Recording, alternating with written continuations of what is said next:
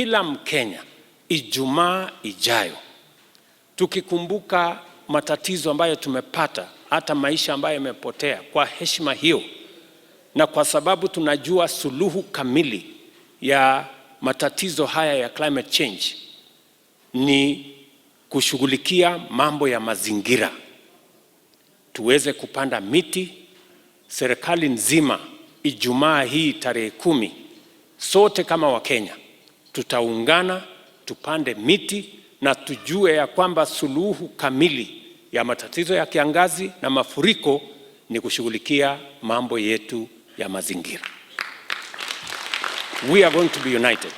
Na naomba kila Mkenya, mahali ambapo kila Mkenya yupo, tupande miti. Kama inawezekana, kila Mkenya apande miti 50 Ijumaa.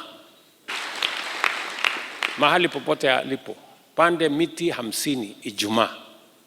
Tunataka kama inawezekana, tupande miti milioni 200 Ijumaa, ili tuanze safari ya kukabiliana na matatizo ya climate change ama kuharibika kwa mazingira, ndio tuweze kuzuia kiangazi na tuweze kuzuia mafuriko.